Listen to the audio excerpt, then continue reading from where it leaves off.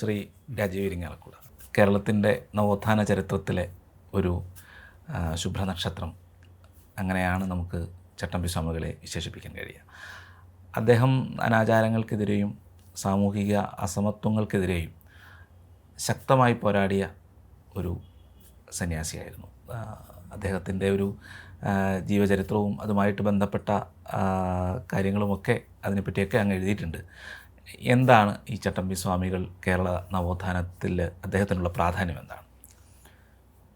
മഹാനായിട്ടുള്ള ഒരു പണ്ഡിതൻ ചട്ടമ്പി സ്വാമികളുടെ പ്രവർത്തനത്തെക്കുറിച്ച് പറഞ്ഞിരിക്കുന്നത് കേരള നവോത്ഥാനത്തിൻ്റെ കന്നിമൂലക്കല്ലാണ് വിദ്യാധിരാജ ചട്ടമ്പി സ്വാമികൾ.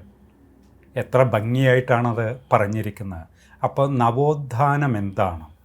അത് കേരളത്തിലെ ആയാലും ഭാരതത്തിലെ ആയാലും ലോകത്തിലെ തന്നെയായാലും നവോത്ഥാനത്തെക്കുറിച്ച് പഠിക്കുമ്പോൾ നവോത്ഥാനം എന്തായാലും നശീകരണമല്ല, നവീകരണമാണ്. അപ്പോൾ ഈ നവോത്ഥാന കാലത്ത് ദൈവത്തിൻ്റെ സ്വന്തം നാട്ടിലിപ്പോൾ നവോത്ഥാനമാണ് നടക്കുന്നത്. ആ സന്ദർഭത്തിൽ യഥാർത്ഥ നവോത്ഥാനം എന്താണ്? നമ്മൾ കഴിഞ്ഞൊരു നൂറ്റാണ്ടിലുണ്ടായ നവോത്ഥാനത്തിൽ സ്വാമി വിവേകാനന്ദൻ കേരളത്തിൽ വന്നപ്പോൾ അദ്ദേഹം പറഞ്ഞു കേരളം മലബാർ ഒരു ഭ്രാന്താലയമാണ്. പക്ഷേ അതേ സമയം അദ്ദേഹം പറഞ്ഞു I met A remarkable person in Malabar. മലബാറിൽ ഞാനൊരു മഹാത്മാവിനെ കണ്ടു. അത് വിദ്യാധിരാജ ചട്ടമ്പി സ്വാമികളെയാണ്. അപ്പോൾ അദ്ദേഹത്തെ കണ്ട ആൾക്കാരെല്ലാം, വിദ്യാധിരാജ ചട്ടമ്പി സ്വാമികളെ കണ്ട ആൾക്കാരെല്ലാം അദ്ദേഹത്തിൻ്റെ അറിവിൻ്റെ മുമ്പിൽ നമ്രശീർഷരായി തീർന്നിട്ടുണ്ട്. വിദ്യാധിരാജ ചട്ടമ്പി സ്വാമികൾ ഏത് വിഷയത്തിലും അദ്ദേഹത്തിന് ആധികാരികമായ അറിവുണ്ടായിരുന്നു. അപ്പം നമ്മുടെ കേരള നവോത്ഥാനത്തിൻ്റെ ദാർശനിക തലം എന്ത്? ഒന്ന് ആലോചിച്ച് നോക്കണം. ഇവിടെ ശങ്കരാചാര്യസ്വാമി മുതൽ നാരായണ ഗുരുദേവൻ വരെ ജീവിച്ച ഈ കാലഘട്ടത്തിൽ ചട്ടമ്പി സ്വാമികളുടെ പങ്കെന്താണ്? അപ്പോൾ നമ്മൾ പഠിച്ചു കഴിയുമ്പോൾ, എൻ്റെ തീർത്ഥപാദ സമ്പ്രദായം എന്നൊരു പുസ്തകമുണ്ട്, അതിനുവേണ്ടി ഞാൻ പഠിച്ചപ്പോഴാണ് എനിക്ക് മനസ്സിലാക്കാൻ കഴിഞ്ഞത് ഈ നവോത്ഥാനത്തിൻ്റെ ആധുനിക കേരളത്തിൻ്റെ നവോത്ഥാനത്തിന് ദാർശനിക അടിത്തറ തീർത്തത് തന്നെ വിദ്യാധിരാജ ചട്ടമ്പി സ്വാമികളാണ്. കാരണം 1888 അരുവിപ്പുറം പ്രതിഷ്ഠ. നമുക്കാര് ആരാധനാ സ്വാതന്ത്ര്യം നൽകി? നമുക്കാര് അഭിപ്രായ സ്വാതന്ത്ര്യം നൽകി? സർവോപരി നമുക്കാര് വിശ്വാസ സ്വാതന്ത്ര്യം നൽകി എന്ന് ചോദിക്കുമ്പോൾ 1888 അരുവിപ്പുറം പ്രതിഷ്ഠയിലേക്കാണ് പോകുന്നത് ആധുനിക കേരളം. അതിനുശേഷം അബ്രാഹ്മണരായ ആൾക്കാർക്കെല്ലാം ക്ഷേത്രപ്രവേശ വിളംബരം കിട്ടി. ആ സമയത്താണ് മഹാകവി വള്ളത്തോൾ പറയുന്നത് ഐ സ്വാമി വിവേകാനന്ദൻ തത്ര ഭവാൻ കണ്ട ഉന്മത്ത കേരളമിത ഉദ്ബുദ്ധ കേരളമാകുന്നു. അപ്പോൾ 1936 ക്ഷേത്രപ്രവേശനം, 1888 അരുവിപ്പുറം പ്രതിഷ്ഠ. ഈ അരുവിപ്പുറം പ്രതിഷ്ഠയ്ക്കുള്ള ദാർശനിക അടിത്തറ പാകിയത് ചട്ടമ്പി സ്വാമികളാണ്. കാരണം ഇദ്ദേഹത്തിന് വിദ്യാധിരാജ എന്ന പുരസ്കാരം കിട്ടാൻ തന്നെ ഒരു പരിവ്രാജകനായിട്ട് അദ്ദേഹം ഇങ്ങനെ വാസ്തവത്തിൽ കല്ലടക്കുറിച്ചി മുതൽ, മരുത്താമലയല്ല, കല്ലടക്കുറിച്ചി മുതൽ നമ്മുടെ സ്ഥലമായി ഇരിഞ്ഞാലക്കുട വരെയായിരുന്നു അദ്ദേഹത്തിൻ്റെ സഞ്ചാരപഥം. അങ്ങനെ സഞ്ചരിച്ച് കിട്ടിയ അറിവ്, ആ അറിവ് അദ്ദേഹം അറിവുള്ള ഒരാളായി. അടിച്ചുതളിക്കാരിയുടെ മകനായി ജനിച്ച ആൾ പരിവ്രാജകനായിട്ട് തമിഴകത്തൊക്കെ പോയിട്ട് തിരിച്ചു വന്നപ്പോൾ അറിവുള്ളവനായി തീർന്നു എന്ന് പറഞ്ഞ് തിരുവിതാംകൂറിലെ 8 യോഗത്തിലെ അന്നത്തെ പ്രഗത്ഭനായ കൂബക്കര മഠം അവിടെ പോയിപ്പോൾ അവിടെയാണ് പഴയ താളിയോല ഗ്രന്ഥങ്ങൾ. അപ്പോൾ കുഞ്ഞൻ പിള്ള അവിടെ ചെന്നപ്പോൾ അവിടുത്തെ അധികാരി ബ്രാഹ്മണൻ പറഞ്ഞു, എന്താ വന്നത്? അങ്ങയുടെ താളിയോല ഗ്രന്ഥങ്ങളൊന്ന് നോക്കണം എന്ന് പറഞ്ഞു. അപ്പോൾ നോക്കാം, കൊണ്ടുപോകാൻ പറ്റില്ല. ഓ ശരി. അപ്പോൾ ആ താളിയോല ഗ്രന്ഥ വെച്ചിട്ടുള്ള ആ മച്ചിലേക്ക് കയറി 3 ദിനരാത്രങ്ങൾ ചെലവഴിച്ചു എന്നാണ് പറയുന്നത്. തിരിച്ചു വന്നപ്പോൾ ഇത് കൂബക്കര മഠത്തിലെ പൂറ്റി ചോദിച്ചു, അല്ല എന്തായിരുന്നു അതിൻ്റെ ഉള്ളിൽ? നോക്കുകയായിരുന്നു. നോക്കിയോ? പഠിച്ചോ? പഠിച്ചു. എന്താ പഠിച്ചത് ചോദിക്കട്ടെ? കുറേ ചോദ്യങ്ങൾ ചോദിച്ചു, അതിന് മറുപടി പറഞ്ഞു. ആ കൂബക്കര മഠം പോറ്റിയാണ് പറഞ്ഞാൽ കുഞ്ഞനിപ്പോൾ വിദ്യാധിരാജൻ തന്നെ. പ്രത്യേകിച്ചും ക്ഷേത്രത്തിൻ്റെ അധികാരികളുടെ ഇടയിലുള്ള താളിയോല ഗ്രന്ഥങ്ങൾ നോക്കിയപ്പോൾ അദ്ദേഹത്തിന് കാര്യങ്ങളെല്ലാം മനസ്സിലാക്കി പിന്നെയാണ് അദ്ദേഹം എഴുതുന്നത് വേദാധികാര നിരൂപണം. വേദത്തിന്, അറിവിന് അധികാരി ആര്? നാരായണ ഗുരുദേവനോട് ഇതേ ചോദ്യമാണ് ചോദിക്കുന്നത് 1888. ഈ ക്ഷേത്രപ്രതിഷ്ഠ നടത്താൻ നിങ്ങൾക്കെന്ത് അധികാരം? അവിടെയാണ് ചട്ടമ്പിസ്വാമികളും നാരായണ ഗുരുവും തമ്മിലൊരു ബന്ധത്തിൻ്റെ ചരിത്രത്തിലെ ചില കാണാപ്പുറങ്ങൾ മനസ്സിലാക്കുന്നത്. അപ്പോൾ ഇവർ പരസ്പരം സഹകരിച്ച് മുന്നേറിയതിൻ്റെ ബലമായിട്ടാണ് നവോത്ഥാനം ഉണ്ടായത്. വർഷങ്ങൾക്ക് ശേഷം ഇവിടെ ക്ഷേത്രങ്ങൾ വരുന്നു, ക്ഷേത്ര പുനരുദ്ധാരണങ്ങൾ നടക്കുന്നു, ധനാർജന കേന്ദ്രങ്ങളായി ക്ഷേത്രങ്ങൾ തീരുന്നു, ഇതെല്ലാം. പക്ഷേ ചട്ടമ്പിസ്വാമികളും നാരായണ ഗുരുദേവനും തമ്മിലുള്ള അടുപ്പവും അതേപോലെ തമ്മിൽ അവരുള്ള വ്യത്യാസം എന്താണെന്ന് വെച്ചാൽ, നാരായണ ഗുരുദേവൻ ഒരുപാട് പ്രതിഷ്ഠകൾ, ക്ഷേത്രപ്രതിഷ്ഠകൾ നടത്തി. അത് കവി തന്നെ പാടിയിട്ടുണ്ട്. തന്നെത്താൻ കരേറേണ്ടവരെത്ര പേരോ താഴത്തു പാഴ്ചേറി അമർന്നിരിക്കെ താനൊറ്റയിൽ ബ്രഹ്മപദം കുതിക്കും തപോനിധിക്കെന്തു ചാരിതാർത്ഥ്യം. അദ്വൈതിയായ നാരായണ ഗുരുദേവന് ഈ ക്ഷേത്രപ്രതിഷ്ഠകൾ ആവശ്യമുണ്ടോ? ഇത് അന്നും ഇന്നും എന്നും ചോദിക്കുന്നതാണ്. വിദ്യാധിരാജ ചട്ടമ്പിസ്വാമികൾ അങ്ങനെ ക്ഷേത്രപ്രതിഷ്ഠയൊന്നും നടത്തിയിട്ടുള്ളതായിട്ട് കാണുന്നില്ല. അതിനെ സംബന്ധിച്ച് ഒരുപാട് കാര്യങ്ങളുണ്ട്. അദ്വൈതികൾക്ക് ഈ ക്ഷേത്രങ്ങളുടെ ആവശ്യമുണ്ടോ? അത് അന്ധവിശ്വാസത്തിലേക്ക് നയിക്കില്ലേ? പിൽക്കാലത്ത് വന്ന നവോത്ഥാന നായകന്മാരുടെ കാര്യം അതിനിടയ്ക്കൊന്ന് പറയാണ്. ഗുരുവായൂർ ക്ഷേത്രം പ്രതിഷ്ഠ എല്ലാവർക്കും ആരാധന കിട്ടാൻ വേണ്ടി അവിടെ അപ്പോൾ വിശ്വാസമില്ലാത്ത 2 പേര് അവിടെ ഉണ്ടായിരുന്നു. കെ കൃഷ്ണപിള്ളയും AKG. അപ്പോൾ അവരോട് ചോദിച്ചു, നിങ്ങൾക്ക് വിശ്വാസമില്ലല്ലോ, പിന്നെ എന്തിനാണ് നിങ്ങൾ ഇതിലേക്ക് വരുന്നത്? അപ്പോൾ അവർ പറഞ്ഞു, സത്യസന്ധമായ ഉത്തരം പറഞ്ഞത് എന്താണെന്ന് വെച്ചാൽ, ഞങ്ങളെ സംബന്ധിച്ച അമ്പലങ്ങൾ ആരാധനാ കേന്ദ്രങ്ങളല്ല, അധികാര കേന്ദ്രങ്ങളാണ്. ഇതിപ്പോൾ നമ്മൾ ഇന്ന് വിദ്യാധിരാജ ചട്ടമ്പിസ്വാമികളെ കുറിച്ച് നമ്മൾ പഠിക്കുമ്പോൾ ക്ഷേത്രങ്ങൾ ഇപ്പോഴത്തെ അവസ്ഥയിൽ ആരാധനാ കേന്ദ്രങ്ങൾ എന്നതിനേക്കാൾ ഉപരി അധികാര കേന്ദ്രങ്ങളായി. പക്ഷേ ഇവിടെ ചട്ടമ്പിസ്വാമികളുടെ കാര്യം നമ്മൾ എടുക്കുമ്പോൾ അദ്ദേഹത്തിൻ്റെ ജീവിതവും സന്ദേശവും പ്രചരിപ്പിക്കാനായിട്ടാണ് പിൽക്കാലത്ത് തീർത്ഥപാദ സമ്പ്രദായം രൂപീകരിച്ചത്. നീലകണ്ഠ തീർത്ഥപാദരെ ആചാര്യനാക്കി തീർത്ഥപാദ പരമഹംസ സ്വാമികൾ ആണ് ഈ സമ്പ്രദായം. ഈ സമ്പ്രദായത്തിൻ്റെ പ്രത്യേകത, ദശനാമി സമ്പ്രദായമുണ്ട്, പിന്നെ തമിഴ്നാട്ടിലുള്ള ആദീനങ്ങളുടെയൊക്കെ സമ്പ്രദായം. അപ്പോൾ ഈ സമ്പ്രദായത്തിൻ്റെ പ്രത്യേകത ആര്യവും ദ്രാവിഡവും സമന്വയിച്ച സമ്പ്രദായം. അപ്പോൾ ഇവിടെ കേരള നവോത്ഥാനത്തിന് ഒരു അടിത്തറയിട്ടത് ഒരു സമന്വയ സംസ്കാരമാണ്. പിൽക്കാലത്താണ് 36കൾക്ക് ശേഷമാണ് സമന്വയമല്ല വേണ്ടത്, സംഘർഷമാണ് വേണ്ടത്. അപ്പോൾ ഇവിടെ നേരത്തെ ഞാൻ സൂചിപ്പിച്ച പോലെ വിദ്യാധിരാജ ചട്ടമ്പിസ്വാമികൾ, പലരും പറയുന്നത് വേദാധികാര നിരൂപണം എഴുതിയതുകൊണ്ട് അദ്ദേഹം ബ്രാഹ്മണ വിരോധിയായിരുന്നു.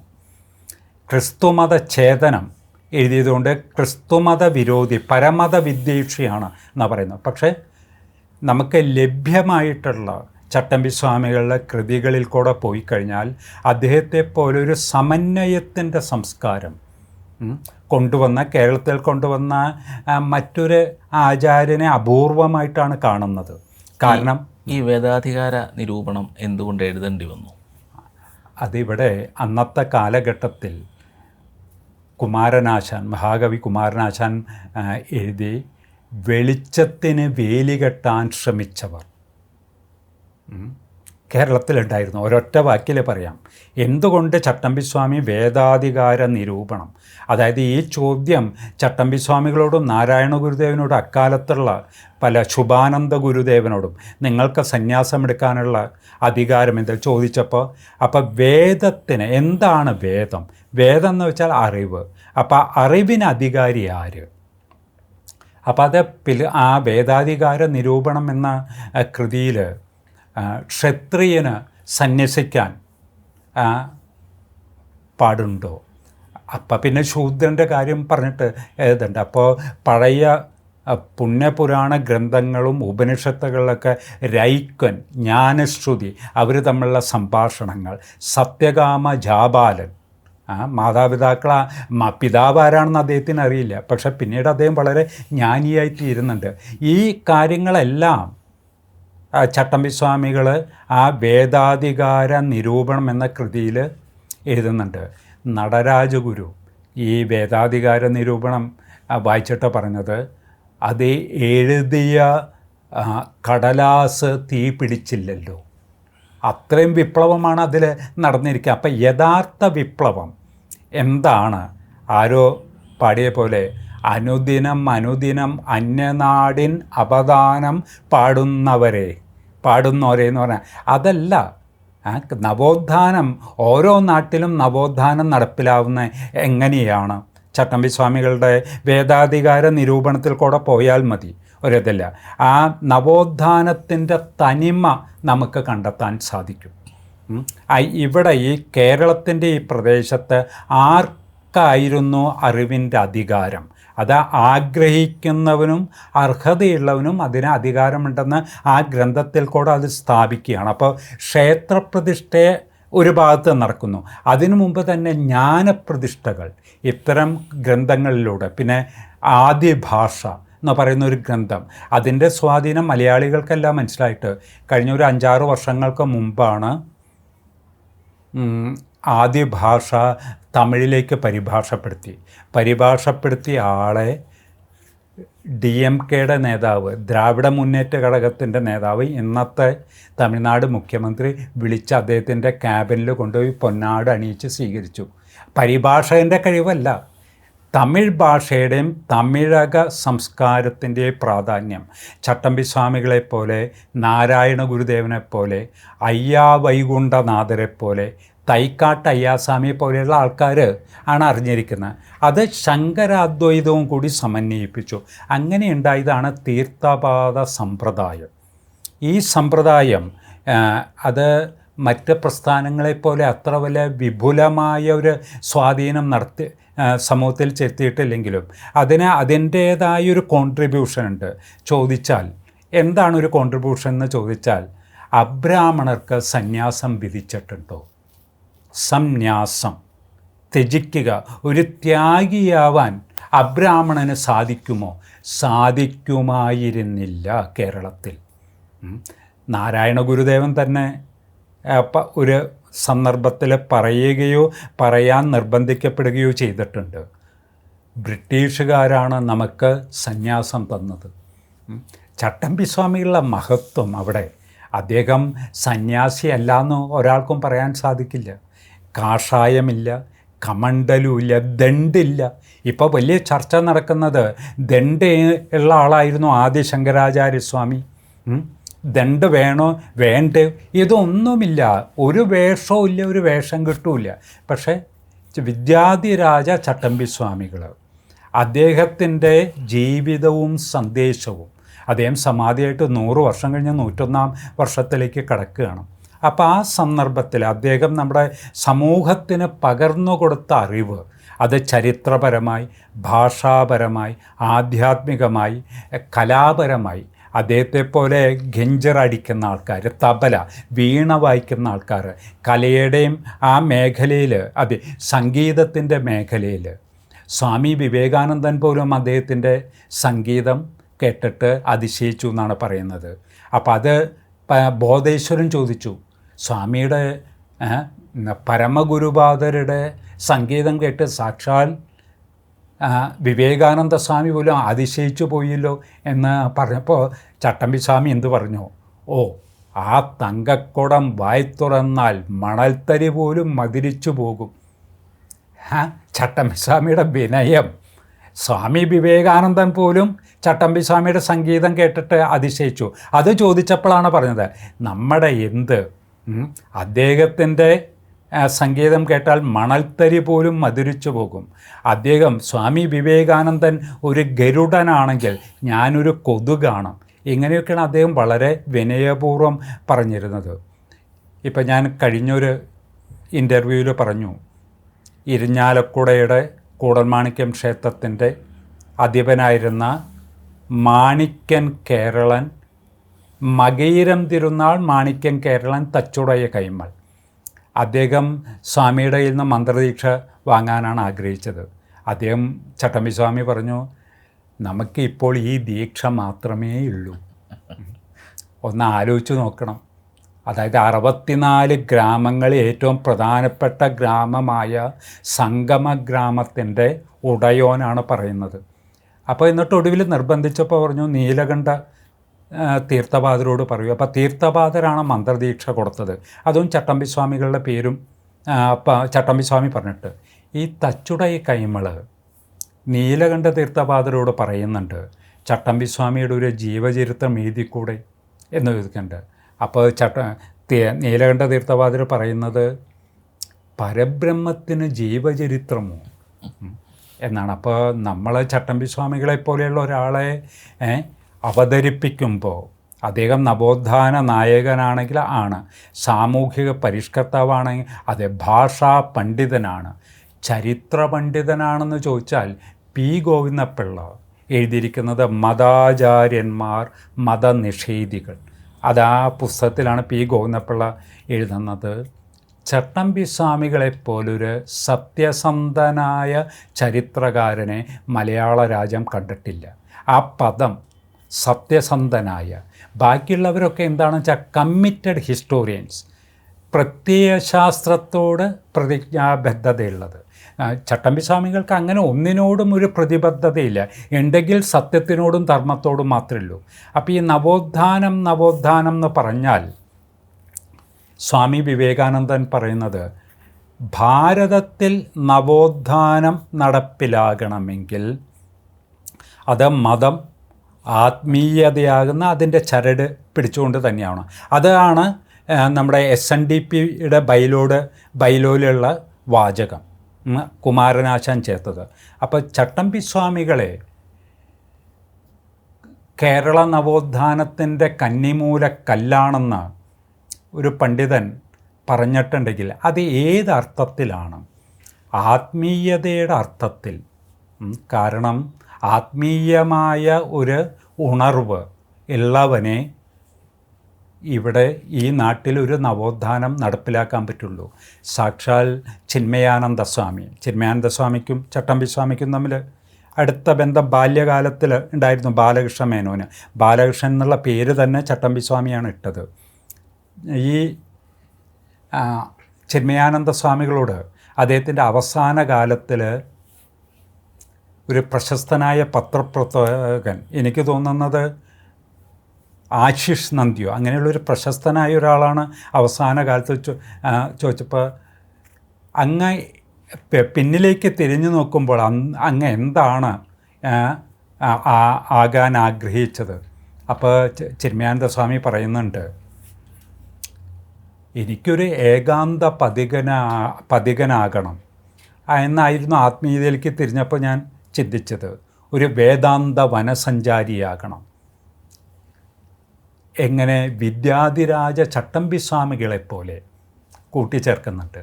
ഒന്ന് ആലോചിച്ച് നോക്കണം. വിദ്യാധിരാജ ചട്ടമ്പി സ്വാമികൾ ഉണ്ടാക്കി ഇൻഫ്ലുവൻസ്, സ്വാധീനത, അത് എത്രയെത്ര മഹാന്മാരിൽ ആ സ്വാധീനത ഉണ്ടാക്കി. ചട്ടമ്പി സ്വാമികളെ മനസ്സിലാക്കാൻ കുറച്ച് ബുദ്ധിമുട്ടുണ്ട്. അതായത് മറ്റ് മതാചാര്യന്മാരോ മതനിഷേധികളോ നവോത്ഥാന നായകന്മാരെ മനസ്സിലാക്കുന്നത് പോലെയല്ല ചട്ടമ്പി സ്വാമികളെ മനസ്സിലാക്കാൻ കുറച്ചൊരു ബുദ്ധിമുട്ട് മലയാളി സമൂഹത്തിന് ഉണ്ടായിരുന്നു. അതുകൊണ്ടാണല്ലോ ഇപ്പോൾ ഈഴവ സമുദായത്തിനൊരു ഗുരുവിനെ വേണം എന്ന് പറഞ്ഞപ്പോൾ അതേപോലെ നായന്മാർക്ക് ഒരു ഗുരുവിനെ വേണ്ടേ?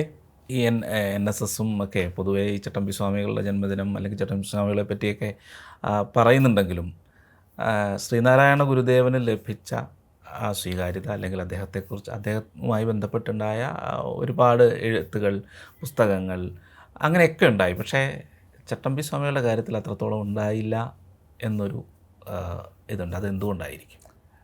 ഒന്നാമത് മലയാളികളെ സംബന്ധിച്ച്, അത് നായർ ഈഴവർ എന്നൊന്നുമല്ല, മലയാളികളെ സംബന്ധിച്ച് ഈ ഗുരുപാരമ്പര്യ ഗൗരവം അതവർക്ക് ഉൾക്കൊള്ളാൻ ഒരിക്കലും സാധിച്ചിട്ടില്ല എന്ന് പറയുന്നില്ല. കാര്യം അമ്പലങ്ങളും പുരോഹിതന്മാരുമാണ് എക്കാലം അവരെ നയിച്ചിരുന്നത്. പിന്നീട് കഴിഞ്ഞ നൂറ്റാണ്ടിലാണല്ലോ ആശ്രമങ്ങളും സന്യാസിമാരും വന്നത്. അതും ചട്ടമ്പി സ്വാമിയെപ്പോലൊരു അവധൂതനായ പരമഹംസനായ ഒരു സന്യാസിയെ മനസ്സിലാക്കാൻ ഞാൻ നേരത്തെ സൂചിപ്പിച്ച അതാണ്.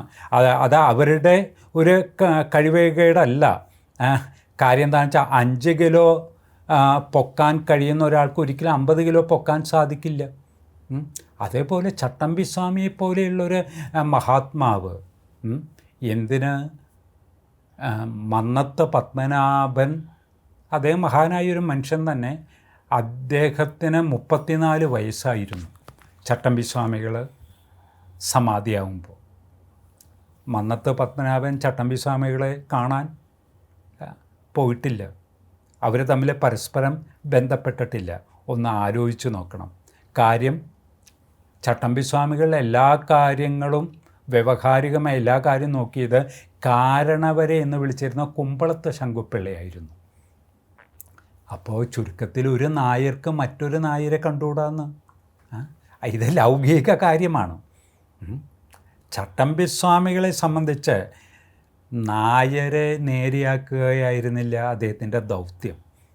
അദ്ദേഹം അതായത് ഓഗസ്റ്റ് 25 അദ്ദേഹം ജനിച്ച ഡേറ്റ് ജീവകാരുണ്യ ദിനമായിട്ടാണ് ആഘോഷിക്കുന്നത്. കാരണം അദ്ദേഹം സമാധിയായ സ്ഥലത്തുനിന്ന് അതിനു മുമ്പ് മറ്റേ കുമ്പളത്തിൻ്റെ വീട്ടിൽ നിന്നാണ് ഒരു പുസ്തകം കിട്ടിയത്, ജീവകാരുണ്യ നിരൂപണം, അവസാനം എഴുതിയതെന്ന് പറയപ്പെടുന്നതാണ്. അതായത് ഈ പ്രപഞ്ചത്തിൻ്റെ ഉത്ഭവവും ഗതിവിഗതികളും നോക്കുമ്പോൾ അദ്ദേഹം പറയുന്നത് എന്താണെന്ന് വെച്ചാൽ, മനസ്സും തമ്മിൽ അന്തരമില്ല. അത് അദ്വൈതം പ്രസംഗിക്കുന്ന ആൾക്കാരൊക്കെ ഉണ്ട് ഇവിടെ.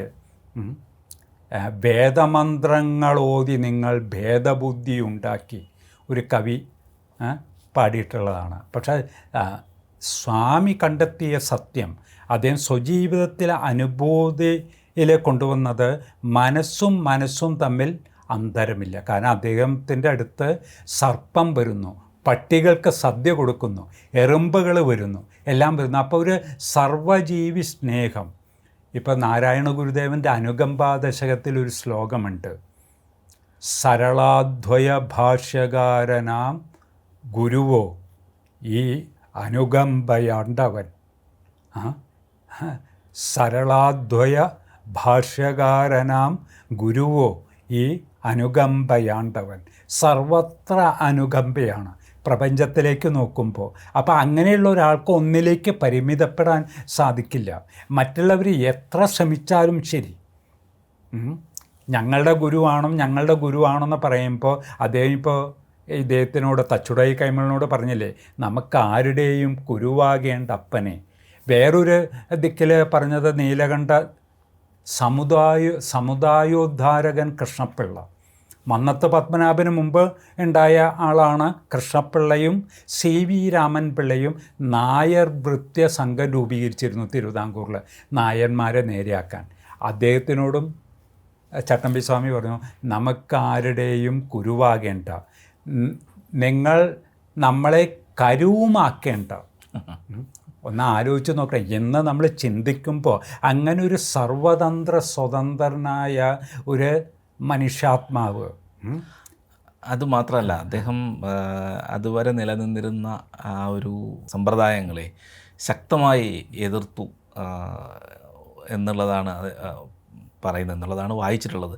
അതായത് മാമൂലുകളെ ഒട്ടും ഒരു എന്താ പറയുക, ഒട്ടും ഒരു തലോടുകയായിരുന്നില്ല, നന്നായി തല്ലുകയായിരുന്നു.